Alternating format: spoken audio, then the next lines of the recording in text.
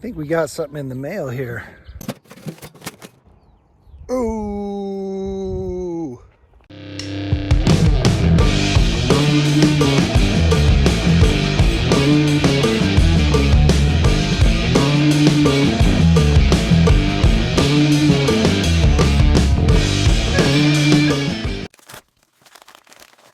Ooh.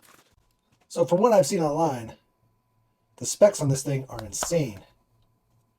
That's a cool little sticker.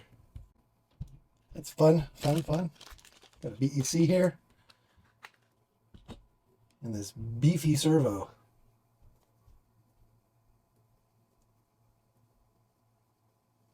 We need to get this guy installed in something.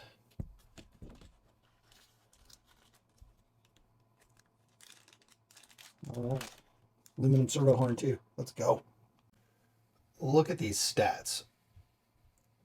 That's pretty nuts. 166 ounces and 0.06 seconds. Pretty nuts, guys. Pretty nuts. I think they're like $55 is what these guys are running. Wow. So we're going to throw it in this guy here. So we're just running a regular old Emax. And we don't want to run the regular old Emax anymore. Just doesn't have enough juice for us. Plus, we've got a Lizard Ultimate. So that will allow us to put the voltage up to 8.4. So let's get it installed, and then we're going to check it out on the rocks. Digging the servo horn too. It's threaded for 1.4 millimeter. They're going to be $10. The servo horns are 10. So seems good. Again, this is coming from a brand new company. I just like how much power this guy puts out. I mean, that's nuts. And for the price, $55. All right, let's get it in. All right, since we're in here, I'll show you. Another thing we're having to do is we're going to have to shim on this servo mount. So there's these mounting points on here that you can remove with 2 screws, right? And these are the ears, and this is where your servo attaches, like so. Our servo, and even the other aftermarket servos, Reeves, SDRC, all of them, are going to hit right here on this link with this servo mount. So really, we should get a different servo mount. But we're going to make this one work because it's going to be the same either way. If we buy a different servo mount, it's just going to be the links are lowered or the ears are raised. So we're going to raise them. It's pretty easy. We're just going to pop these 4 screws out. Like I said, there's 4 little screws here. 1, 2, 3, 4. And then we'll shim underneath them and lift the servo up off the tray just like a millimeter or 2. And that'll give us clearance for this the rear link attachment point. All right.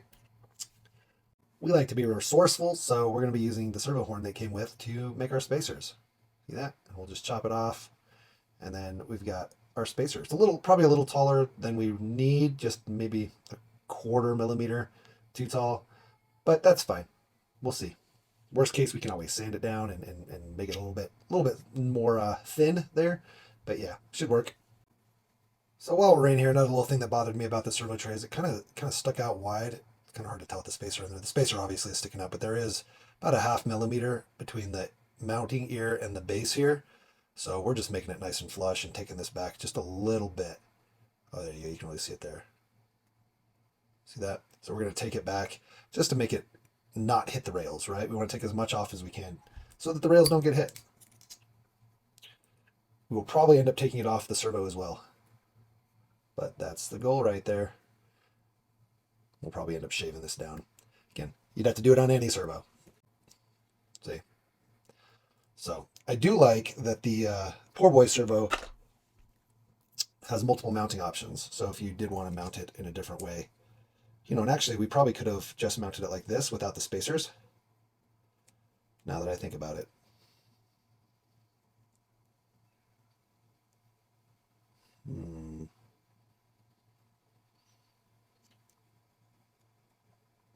I'd rather have the spacer, I think. There we go. Like I said, I think we're going to Dremel all this down. Make it nice and flush as much as possible so that we have plenty of space not hitting our rails.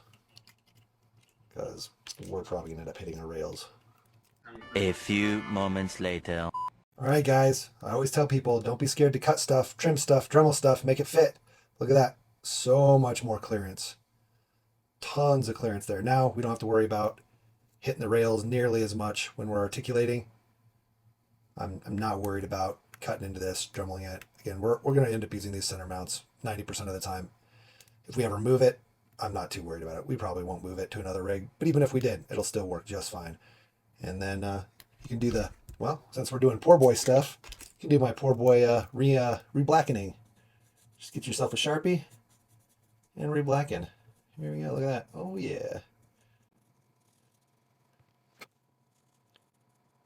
Just like new, except, you know, our mounts are servo, white servo. We're gonna leave that. It's cool looking. And I would probably have just left this raw myself. That's just me. I just don't care that much unless I'm trying to do something super scale.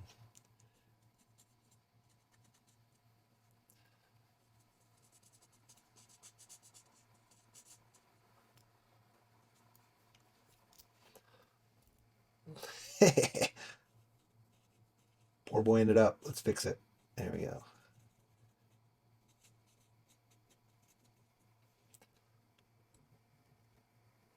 It's got that Sharpie purple. And if we ever get super serious about stuff, we would just go get it powder coated or re-anodize or use some actual paint. Alrighty. It looks worse on camera than it does in person, but it is what it is. All right, moving on. Let's get it back. Let's get it in the rig. Come on, this video is going way too long. More moments later. Yeah, buddy. Look at that. We've got all the clearance. Go way wire. Beautiful. No rubbing, no binding. It's like it wants. It's like it meant to be there. Ooh, I like it. All right, let's get our servo plugged in. So you always want to make sure you turn on your servo, plug it in, turn it on, get it centered on your remote. Actually, we're going to coil this up first. And one thing we really like to do is wind up our wire, get it kind of coiled up so that it shortens it. It also just looks cleaner, more clean. You can also take like a hair dryer or lighter or heat gun or whatever if your cable doesn't want to stay. But we do it pretty tight. Just don't pull on your where it goes into the servo, and don't pull on the plug here. If you're going to make it tight, just do it like on the inside here. It usually stays coiled up pretty good. I have had some servo wires though where you end up wanting to essentially heat them. Go under, plug it in. We're always going to want to power up our servo. Make sure that it's centered on your remote, centered right here before you put your servo horn on. So let's plug this guy in.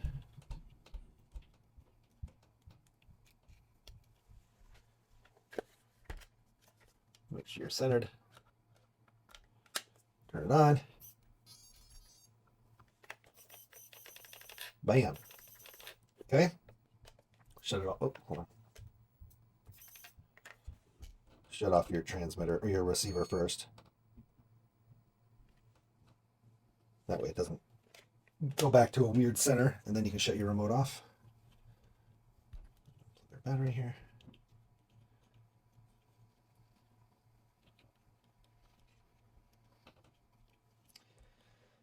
And then we're going to go ahead and put our servo horn on.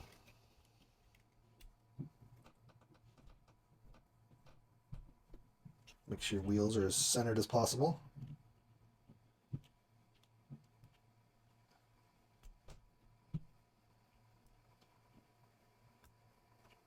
That's as close as we're going to get. They're a little off, but that's what the trim is for. It's as close as we're going to get to center though.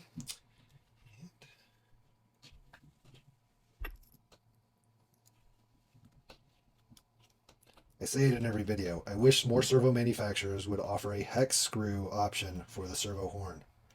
This screw right here, I hate that it's a Phillips head. I don't know why we can't use regular hex heads like the rest of the truck, but it's all good.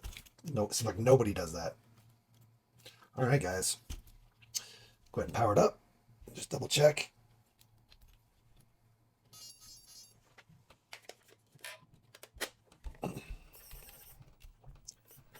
Look at that.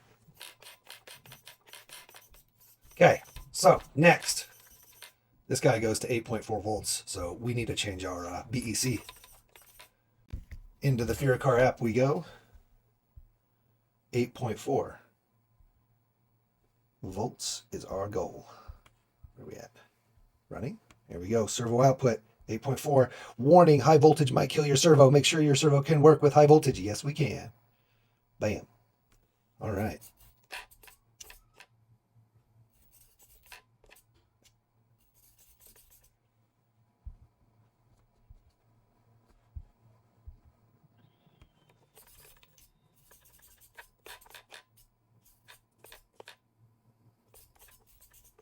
Huh.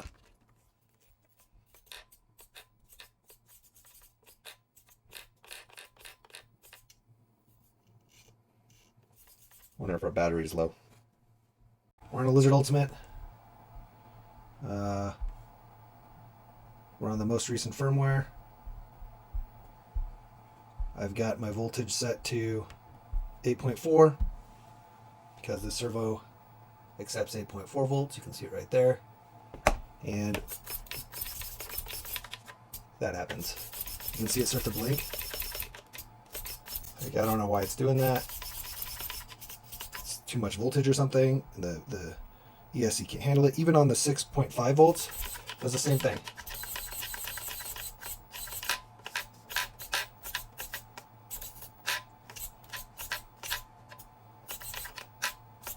What's up with that? Let's try 5 volts. 5 volts is fine. Why are we cutting off? This is a Spectrum 30C 3S. No problems there, but when I bump it up.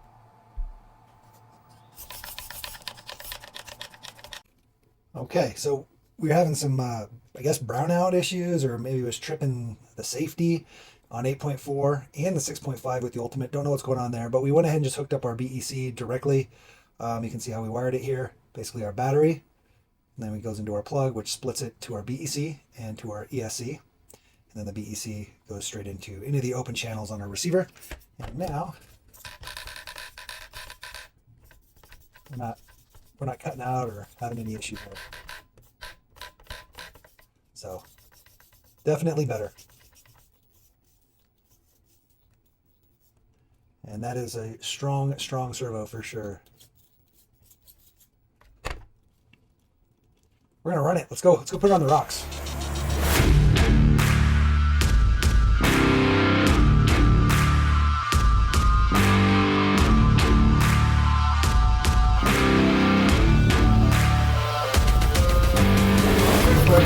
Yeah.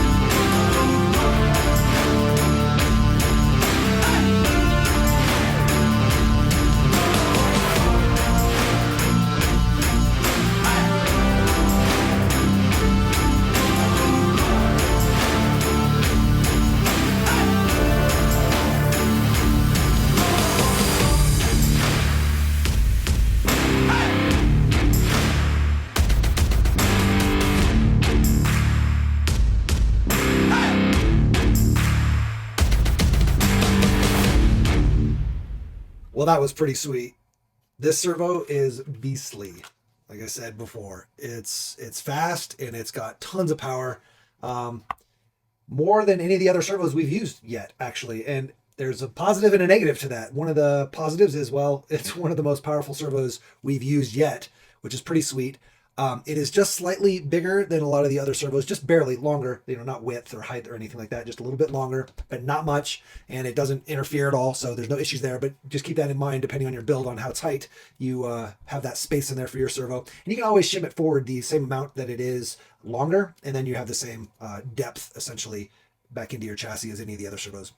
So that's one. That's not really a drawback. It's just a thing to know. The one drawback to having so much power is our Lizard Ultimate and our Lizard Pro, both of them on 6.5 volts and 8.4 volts, they can't handle it. It pulls too many amps. And we reached out to both Poor Boy and FearTech, and Poor Boy's design engineering department or whatever. They talked to them, and what conclusion both came to is the servo is pulling too many amps when you go super fast. If you notice, it's only when you go real fast, you have spikes. And so the amp spikes are causing the ESC to brown out, or the BEC to brown out. And it's doing it on both the Pro and the Ultimate at 6.5 and at 8.4. And that problem doesn't happen at the 5 volts, just the 6.5 and the 8.4, like I said. So it's hard to say, where do you place the blame, right? Like, they need to pull that power to hit those stats or specs, and that's a limitation of the FearTech. So I don't know. It's not really either fault. It's just, I mean, maybe the ESC. I don't know where to put the blame, guys. Either way, the servo, if you want maximum performance out of it, you're going to have to run an external BEC. We actually pulled it out because we were doing more testing, trying to help the guys figure out what the issue was. But BEC is very simple.